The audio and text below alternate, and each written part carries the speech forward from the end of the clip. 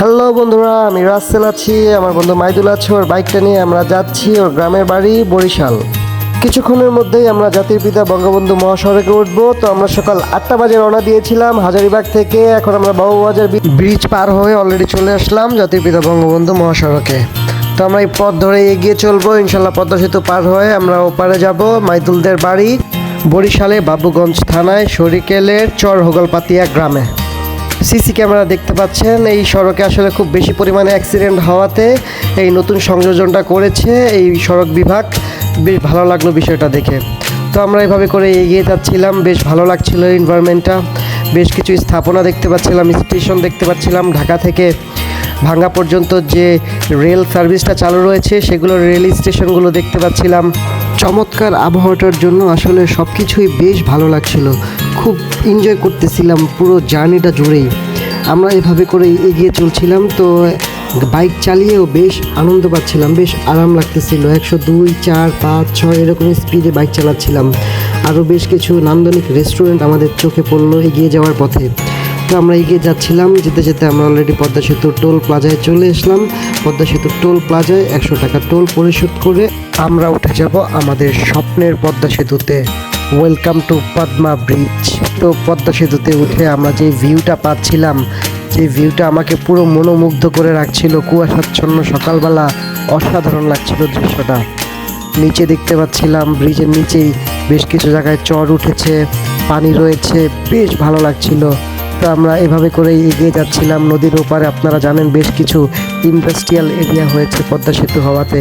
সেই ইন্ডাস্ট্রিয়াল এরিয়াগুলো এই পদ্মা সেতু থেকেই আমরা দেখতে পাচ্ছিলাম। তো আমরা এগিয়ে চলছিলাম, ভীষণ ক্ষুধা লাগছিল। এক পর্যায়ে চিন্তা করলাম যে ব্রিজের ওপারে যেই আমরা আসলে হালকা পাতলা কিছু একটা নাস্তা করে নিব। তো সেজন্য আমরা একটা জায়গায় ব্রেক দিলাম। আমরা আসলে শিবচরের ভিতর দিয়ে যাব। তো আমরা হাইওয়েটা যতটা পারি স্কিপ করে ভিতর দিয়ে যাওয়ার চেষ্টা করব।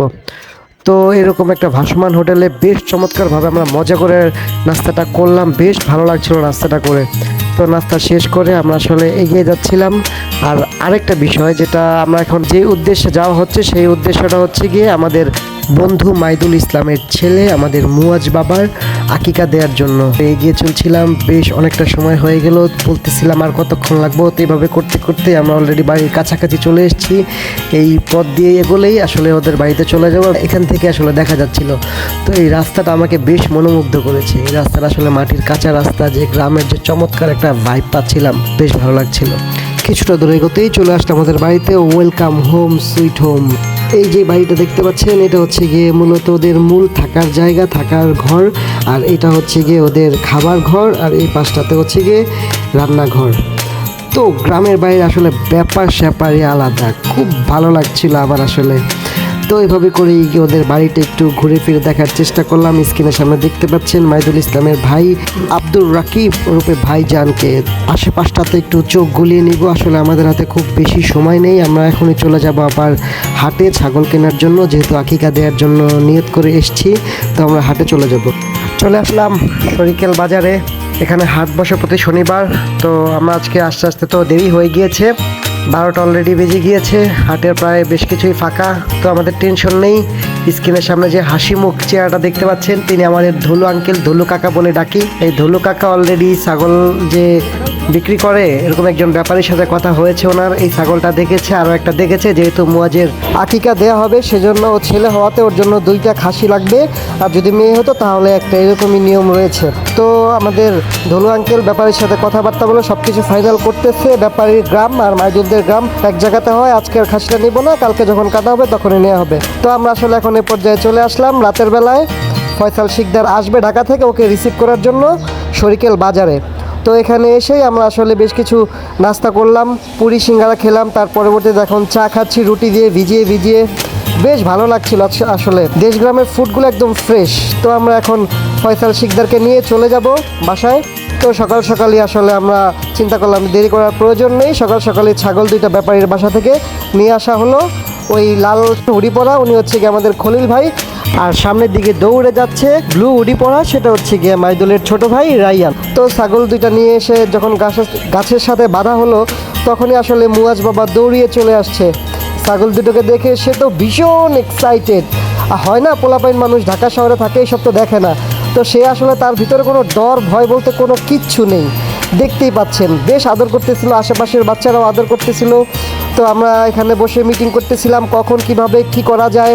সলা পরামর্শ করে আমরা হুজুরকে ডেকে এনে আমাদের যেই উদ্দেশ্যে গিয়েছিলাম সেটা শুরু করে দিলাম। মহান আল্লাহর নাম নিয়ে প্রথমে আমরা কালো ছাগলটিকে শুইয়ে দিয়েছি। কালো ছাগলটির পরে সাদা ছাগলটি আমরা শুইয়ে দেব ইনশাল্লাহ। তো মুহাম্মদ সাল্লাল্লাহু আলাইহি সাল্লাম বলেছেন একটি শিশুর জন্য আকিকা দিতে হবে। সপ্তম দিনে তার জন্য কোরবানি দেওয়া হয়, মাথা কামানো হয় এবং একটি নাম দেয়া হয়। যদি কেউ সপ্তম দিনে এটা সম্পন্ন না করতে পারে তাহলে আমরা 14 দিনেও করতে পারি। যদি 14 দিনেও না হয় তাহলে আমরা যৌবনের আগে যে কোনো এক সময় এটা করলেই হবে, এমনটাই শোনা যায়। তো আকিকা দেয়া মূলত সুন্নাহ, এটা ওয়াজিব নয়। সুতরাং কোনো পাপ নেই যদি কোনো ব্যক্তি এটা না করে থাকে। তো আমাদের প্রথম ছাগলটির কাজ সম্পন্ন হয়ে গিয়েছে। এখন আমাদের শাহাদাত ভাই এগিয়ে যাচ্ছে পরবর্তী যে সাদা ছাগলটা রয়েছে সেটা নিয়ে আসার জন্য। তো অলরেডি শাহাদাত ভাই চলে গিয়েছে। শাহাদাত ভাই এখন ওই দৌড়িয়ে একদম চলে আসতেছে। এখন এটাকে শোয়ানো হবে ইনশাল্লাহ আল্লাহর নামে। তো এইদিকে সবাই দেখতে পাচ্ছেন খুব উচ্ছ্বসিত, একটা ভালো কাজ হচ্ছে। তো ইনশাল্লাহ আমরা সবাই চেষ্টা করব আমাদের সন্তানের জন্য এই কুরবানিটা দেওয়ার জন্য, তাহলে ইনশাল্লাহ আল্লাহ পাক সন্তুষ্ট হবে আমার এমনটাই বিশ্বাস একজন মুসলমান হিসেবে। এখন দ্বিতীয় খাসিটাকে শোয়ানো হবে। তো আমার বন্ধু ফয়সাল শিকদার দেখতে পাচ্ছেন গ্রামে যে একদম পুরো গ্রামের যে বেশভূষা সেটা নিয়ে নিয়েছে, লুঙ্গি পরে একদম শার্ট পরে নেমে গিয়েছে কাজে হেল্প করার জন্য। আর আমাদের ধলু কাকা, তার কথা কি বলবো, সে তো একদম সব কিছুর আগে আগে যাচ্ছিল। মনে হচ্ছিল যে তার বয়স খুব বেশি না, সর্বোচ্চ 16 বছর। তিনি খুব প্রাণবন্ত এবং খুব মজা করতেছিল, খুব এনজয় করতেছিল। আমার আসলে ভীষণ ভালো লাগতেছিল। আমার মনে হচ্ছিল যে যদি আমাদের বয়স হয়ে যায় আমরাও যাতে এরকম ধলু আঙ্কেলের মতোই বিহেভ করতে পারি। ভীষণ ভালো লাগতেছিল। ধলু আঙ্কেল একটা খুব ভালো মানুষ। তার মুখে আসলে গাল ভরা হাসি সব সময় আমি দেখতে পাই। কখনো আমি দেখতে পাই না তার যে মনটা একটু খারাপ বা মনটা গম্ভীর বেজার করে আছে, এরকমটা আমি কখনোই দেখতে পারিনি যতদিন মাইদুলদের বাড়িতে ছিলাম। তো আল্লাহর নাম নিয়ে আমাদের যে দ্বিতীয় খাসিটা আছে সেটাকে শুইয়ে দেওয়া হয়েছে। তো এর পরের যে বাকি প্রসেসিংটা রয়েছে সেই প্রসেসিংটার জন্য কলাপাতা সংগ্রহ করতেছে ওদিকে আরও কয়েকজন। তো খালাম্মাও আছে, গুছগাছ করে দিচ্ছিল। তো আরও একজনের কথা না বললেই না, আমাদের খলিল ভাই এবং শাহাদাত ভাই। খলিল ভাই তো বেশ ভালো মানুষ, আমাদের বয়সে বড় হলে কি হবে, সে আমাদের সাথে একদম মিশে গিয়েছিল। আর শাহাদাত ভাইয়ের একটু কাজে ব্যস্ততা থাকার জন্য হয়তো আমাদেরকে তেমনটা সময় দিতে পারে নাই, কিন্তু এর আগের বার যখন গিয়েছিলাম তখন দিয়েছিল। তো এখন এখানে দেখতে পাচ্ছেন আসলে কলাপাতা দিয়ে সব কিছু রেডি, একদম গ্রামের যে ভাইব শাহাদাত ভাই নিয়ে আসতেছে খাসিগুলোকে। তারপরে এখানে আমাদের ধুলো আঙ্কেলকে দেখতে পারতেছেন। এই মানুষটার কথা আমি কতবার বলবো, এই ধুলো আঙ্কেল যে কী পরিমাণে প্রাণবন্ত বলার বাইরে।